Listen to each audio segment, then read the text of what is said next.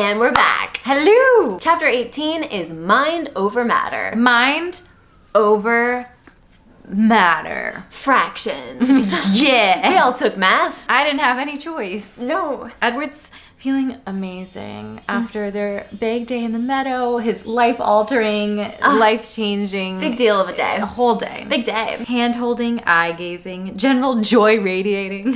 Different person now that he's had a kiss. Curious, I switched on her radio. I found a semi-audible station. It was playing Johnny Ace, and I smiled, pledging my love. How apt. How apt. I began to sing along, feeling a little cheesy, but also enjoying the chance to say these words to her. Always and forever. Always and forever. Why do you love me? Why do you need me? Always and forever. We met in a chat room. Fly to the heaven above. Always and forever. Pledging My Love by Johnny Ace is a different song, but not to us. She never took her eyes off my face. No, never. On your face, never off your face. You like 50s music? She asked when the song ended. Music in the 50s was good. Much better than the 60s or 70s. Ugh. The 80s were bearable. Okay, so Edward's just exclusively listening to Clair de Lune and doo-wop music. Wow, woo, wop, wow, woo, wop, wop, wop, wop, wop, woo, wop, wow. I'm a vampire walking down the boardwalk. Boom, wow, wow. Cute! Yeah, thank you. I never warmed up to disco. Okay, you could have just said you're homophobic and anti-black. It would have taken less time, but yeah. Okay. Drag him. She's like, wait. He was around to listen to all of these eras of music as they were coming out. Hang on. How old are you? Yeah, we never actually went over it. So... Feeling a little like... Ooh, maybe this is gross. I was born in Chicago in 1901, I admitted. Okay, cool. Within the 1900s, just barely, but cool. You know, you made it. Carlisle found me in the summer of 1918, I continued. I was 17 and dying of the Spanish influenza. She gasped. She's like, a pandemic? We haven't had one of those since. Oh my God, I can't even imagine. Modern medicine is so great. It would have been different now. There would not have been a pandemic. No. People are smart. They do things. They listen to the medicine rules. Yeah. That is shade on you if you're not following those protocols, by the way. Just want to be clear, that is shade. Mm-hmm. And then he's like, how to tell the story of how I became a vampire without telling her how vampires get made, because I don't want her getting any ideas. I had just mentally committed to total honesty, but I realize now that there would have to be limits. So Edward, that is not total honesty, nor a commitment to it. Yeah. He says, I do remember how it felt when Carlisle saved me. It's not an easy thing, not something you could forget. She's like, what about your parents? And he said, they had already died from the disease. I was alone.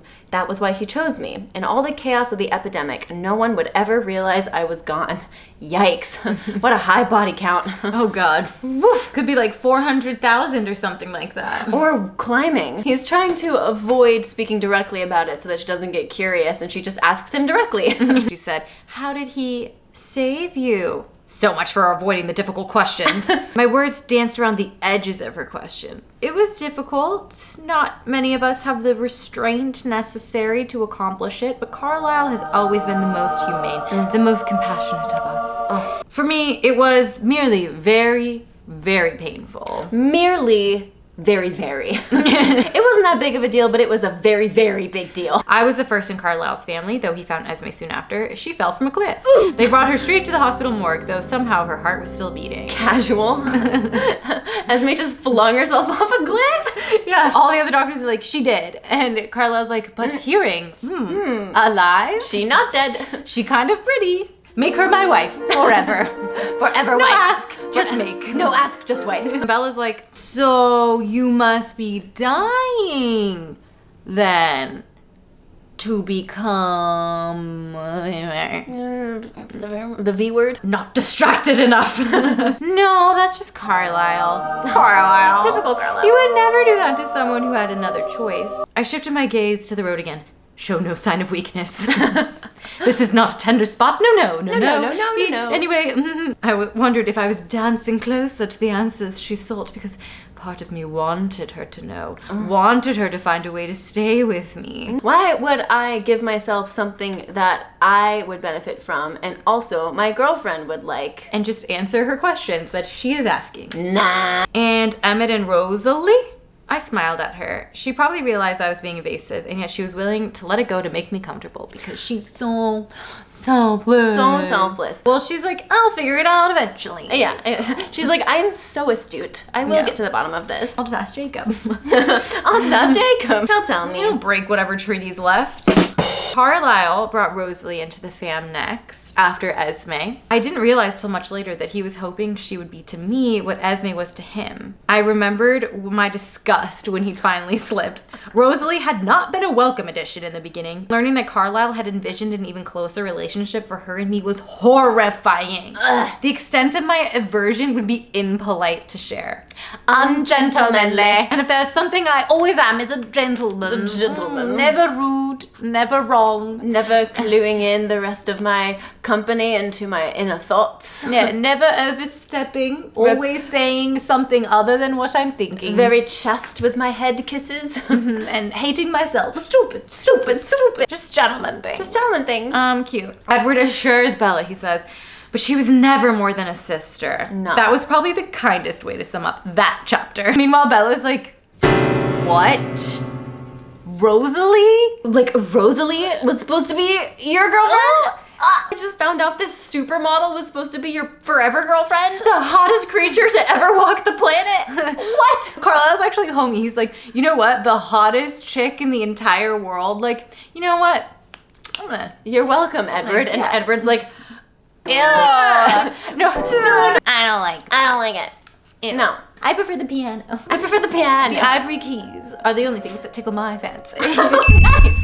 Thank you. Take the camera. The family's living in Tennessee. Edward's like, you know who's the only 10 I see? Not Rosalie. God. Well, Edward continues his little flashback into his family history and doesn't share this with Bella. He's just thinking about it. Just thinking about it, but for us readers, this is some exposition. While Rosalie's off hunting, Edward's hanging out at their home in Knoxville. He hears her footsteps running closer and he smells blood. And he's like, what? Like what? human blood. And then, beneath the shrill sound of her distress, I caught the sound of one very feeble heartbeat. Carried in her arms, a giant human of a man. He was wandering in the woods of Tennessee by himself. A bear must have come along and fucked him up good, but then Rosalie finished off the bear and was like, wait, this guy's hot. Yeah. Scooped him up and just ran home with him. She's like, please, save him. Please. Her thoughts begged. Carlisle understood her anguish. So understanding. It's too late, Carlisle realized, examining the men. I'm not a doctor. I can't save this guy. He's like, what do you want me to do? I forged my medical degrees. You know this. The big man. The big man. The big man. The big man. Closed his eyes. His shallow breathing shuddered. What are you waiting for? Rosalie shrieked. He's dying! Edward says, she doesn't mean for you to heal him. I translated quickly. She means for you to save him. We didn't have long to wait for Carlisle's decision. Carlisle thought. That's what you mean. Got All right, it. cool, I can do that. He's like, everybody get out. I'm gonna change him. It's not safe for you to stay. Edward and Rosalie book it out of there. And Esme comes in from the other room like, it's a boy! We're having a boy! A son, another one! They're lying in the cool mud. Rosalie's letting the blood sluice from her dress. Sluice spelled like juice. Sluice? So we hanging by the river. We're waiting for the baby to be born. Rosalie's pacing back and forth like an expectant father in the hallway. These hours changed us both. When Carlisle finally came to call us home, we returned as brother and sister. Edward's like, cool, Rosalie can be fulfilled and I get a bro. So sick. Now he's talking to Bella again, and he's like, they've been together ever since. Sometimes they live separately from us as a married couple. I suppose we'll have to go to their wedding in a few years. Again. Rosalie loved to get married. The chance to do it over and over was probably her favorite thing about immortality. That would be my favorite thing. Yeah. Handsome jock, prom king, prom queen wedding. Yeah, and he's always down to, he's like, yeah, sure, babe, let's do it again. Yeah. Rosalie's like, I want to get married again. again. And Emmett's like, hell yeah. Hell yeah! Let's renew our vows in front of all our loved ones again! It'll be the biggest soiree this town's ever seen. Yeah. Can't wait, babe. I wonder if I'll fit into my tux again. Then Bella's like, okay, what about Alice and Jasper? And Edward's like, they both developed a conscience, as we referred, aka being vegetarian on their own. Not eating people. Alice found him and she's got a special gift. She can see the future. And Bella's like, what? She can see the future? That's so cool. And Bella's like, that's actually sick. Like, dang, should I be friends with her? Edward's like, no, you wouldn't want that. You wouldn't like her. She sucks. She's worse. Alice. Who's Alice? Anyway, changing the subject. They both developed a conscience, as we refer to it, with no outside guidance. Jasper belonged to another family. The Confederate Army.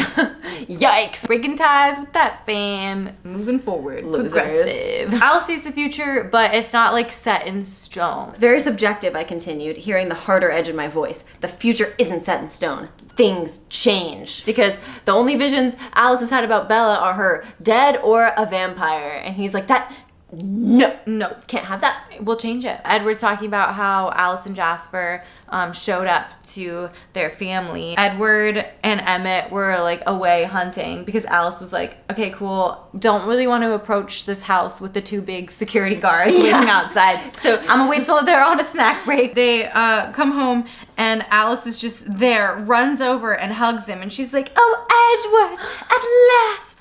My brother, we're finally together. And he's like, get the off. Who the are you?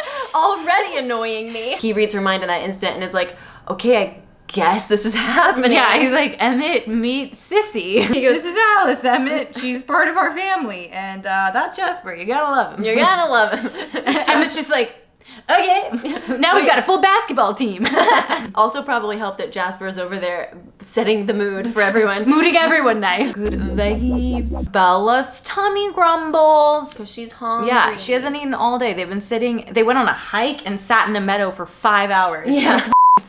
He's like, let's get you some food. And she's like, no, I want to keep hanging out. He's like, we can keep hanging out while you eat. He's like, can't I come inside your house? And she's like, do you want to? I'm like really poor. He's like, I've been in here several times. Yeah. This is just the first time he's asking permission. Yeah, no, he's like, I love your house. They get to her house. He unlocks her door with the key hidden under the eave. And she's like, what the f***? Have you been here? And he's like, yeah. I mean, no. He goes, I was curious about you. And she goes, so you spied on me?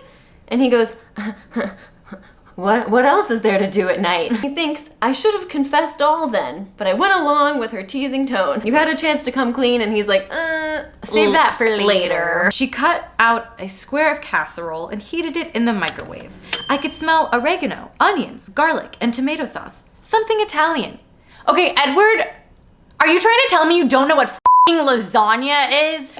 I'm sorry. Edward's gone to multiple schools, gotten multiple degrees, has been hanging out with humans all the time. You're telling me that he doesn't know what lasagna is? Like, he reads books. He watches movies, I'm sure. He lives in the world. There's no excuse for why he doesn't know what lasagna is. I just don't buy it. I'm sorry, I don't. Like, come on. He's lived hundreds of years and he doesn't know what lasagna is. Carlisle lived in Italy. God. Arrivederci, okay? So Bella says, out of nowhere, how often? Ed was like, How often did you come here? Oh, right. I come here almost every night. She spins around with startled eyes. Why? What? You're interesting when you sleep. You talk. No! What did I say? I am so embarrassed. Oh my god. He says, are you very angry with me? That depends. That depends? I wondered what could possibly mitigate my crime. He says, on what you heard. I felt a rush of relief that she did not believe me capable of a viler kind of surveillance, as in, you know, a peeping Tom. Don't be upset, I pleaded. You guys, it's always easier to ask for forgiveness than permission, and Edward knows that. You heard it here first. You miss your mother, you worry about her, and when it rains, the sound makes you restless. You used to talk about home a lot, but it's less often now. Once you said, it's too green. I laughed quietly, trying to coax a smile from her. Maybe if I laugh, she'll laugh. Anything else? She demanded, raising one eyebrow. And then he's like, well, you did say my name. She inhaled and then blew out a long sigh. A lot. He goes, how much do you mean by a lot exactly? Which means all the time. Bella falls to the floor. Oh no! My chagrin. My embarrassment is unbearable. Unbearable. No, This he is the knows worst. the depths of my actions. He says, don't be self-conscious. If I could dream at all, it would be about you, and I'm not ashamed of it. Okay, well, you don't dream, and Bella doesn't listen to you dream and say her name in your dreams. He's getting all of the love, all of the treats, all of the compliments, and I'm getting all of the embarrassment. It is not the same. Could this really be it? Was I to have no punishment at all for my outrageous behavior? This felt more like a reward. He's like, am I getting away with this? Yeah. And we are equally shocked. Yeah, am I off the hook? We heard Charlie's police cruiser coming down the street. Edward's like, should your dad know that I'm here? She's like, I'm not sure. I brushed my lips quickly against her hair, his favorite spot, and then released her with a sigh. Another time then. Charlie goes, can you get me some of that? I'm bushed. Can you give me some of that strange Italian casserole? Not sure what it is, but it smells great. They're just making small talk over dinner, and he's like, how was your day? And she's like, fine, I'm done. And he's like, oh, in a hurry? She's like, yeah, I'm so tired. I'm going to bed early. He goes, really? You look kind of keyed up. She's like, What? Why would you say that? I'm just really tired. I don't know, like, what? He's like, really? Because I'm a cop, and that's sus. It's also, we realize, it's Saturday, the day Bella was supposed to go to Seattle, which was her excuse for not going to the Girls Ask Guys dance. So tonight is the night of the dance. Ask Guy dance. And Charlie's like, she must be sneaking out to go to the dance. She's going to the dance. Charlie's like, it's Saturday. No plans tonight? No, I just want to get some sleep. She sounded anything but tired. Charlie sniffed once. None of the boys in town your type, eh? Thought maybe that Mike Newton, you said he was friendly. Edward's like, I hadn't expected that! A sharp blade of anger twisted in my chest. Not anger, I recognize. Jealousy! They've been kissing and hanging out all day, but... Mike, no! I wasn't sure if I'd ever disliked anyone quite so much as that pointless, insignificant boy. Because insignificant, he's living rent-free in your head right now. He's pointlessly and insignificantly making you Super mad. He's just a friend, Dad. Well, you're too good for them all anyway. Wait till you get to college to start looking. No dating until after you're married. No dating until after you're married. Sounds like a good idea to me. Bella then goes whoosh. While she's coming up the stairs, Edward lays in her bed. He lays back on the bed like, she'll find me here. And because Bella's a dumbass, she walks right past him and doesn't see him, throws open the window and stage whispers out into the night, Edward? Then he goes, yes. She spun so fast that she nearly lost her balance. With one hand, she gripped the window ledge for stability. The other hand clutched at her throat. Almost in slow motion, she slid down the wall behind her until she was sitting on the wooden floor. Oh no! Once again, it seemed like everything I did was wrong. Noticing her lips made me feel that she was much too far away. I leaned toward her and picked her up carefully, my hands wrapped around the tops of her arms, then set her down beside me, only an inch of space between us. Much better. She goes, can I have a minute to be human? And he's like, sure. She goes to the bathroom and turns on the shower, so he doesn't hear her take a shit. She finishes the shower and goes back. When she found me exactly as she expected, a wide grin spread across her face. I broke my perfect stillness to return it. Cheshire Cat just... She hesitates for a second, her eyes flashing down to her well-worn pajamas, then crosses her arms in an almost apologetic posture. She's like, I'm sorry my PJs are so ugly. I appraised her new ensemble with a smile and commented, nice. Which could come across so wrong if you're like standing there insecure and you're just like, these are kind of gross pajamas. And your boyfriend's like, nice. And then he's like, no, it looks good on you. I'm like, yeah, that's why you said nice like that. Yeah, she's like, these have a hole in them. Yeah. I lifted her curtain of damp hair and then pressed my lips slightly against the impossibly soft skin just beneath her ear. I was very much involved in the exploration of her moonlit throat. Ooh. Once again, Edward has never had any kind of experience intimately with a woman and just instinctively knows all of her erogenous zones. Why is it so easy now? Because like before the meadow and during the meadow, we weren't touching at all, but now you're like Putting the moves on. Breathe it in my ear. Yeah. Woo. And he's like, mind over matter. And that's the chapter name. Ah. She leaned away from me and I froze, on guard at once. Did I do something wrong? She says, no, the opposite. You're driving me crazy. You drive me crazy. I just can't sleep. Oh, I'm so excited. I'm in too deep. Oh, crazy. But it feels alright. Baby, thinking of you keeps me up all night. because he can't sleep. Get it? Yeah. It fits really well. It fits. He just like smiles at that, like, oh yeah, I drive you crazy. And then Bella's like, would you like a round of applause? For being hot. Could she not guess how entirely out of my wheelhouse all this was? I'm like so bad at this stuff. She's like, okay, but wait, before the meadow, it was like so different. And he's like, oh yeah, I mean, I just had to make up my mind that I wasn't gonna kill you. Mind over matter. If it gets to be too much, I'm fairly sure I'll be able to leave. I was like, what? Huh? Leave? Things are going so well. Why are you talking about that? Stop it right there. Kind of killing the mood. Yeah, I'd rather you kill me than leave, like honestly. Legit. And then Edward's like, that suits me. Bring on the shackles. I'm your prisoner. And then Edward wraps his hands around her delicate wrists as he speaks. Spikes.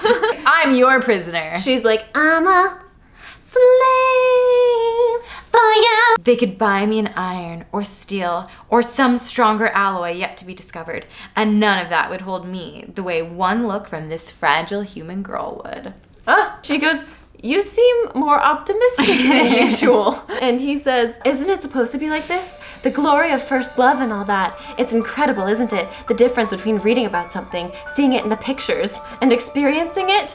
And she goes, very different. More forceful than I'd imagined because she's still handcuffed. Yeah. He's like, anyway, jealousy. Heard about that a million times. Never felt it. You know, the day that Mike asked you to the dance, that's the first night that I crawled into your room. And then she's like, Mike made you jealous? When my dad just brought him up just now, like, that was triggering for you? Because chill. I don't know if you know what a double standard is, but Rosalie was supposed to be for you, and you're jealous of Mike Schmike? Mike Schmike. Like, but honestly, for that to bother you, after I have to hear that Rosalie, the incarnation of pure beauty, Rosalie, was meant for you. Emmett or no Emmett, how can I compete with that? Edward's like, well, of course Rosalie is beautiful in her way being conventionally, stunningly, bombshellingly gorgeous. Yeah, just clearing the bar of every conventional beauty standard and then some. Even if she wasn't like a sister to me, even if Emmett didn't belong with her, she could never have 1/10, no, 100th of the attraction you hold for me. He's like, don't trip about Rosalie, you know why? She's no you. Oh no. No, fine with the one I got. She's no you. She's no you.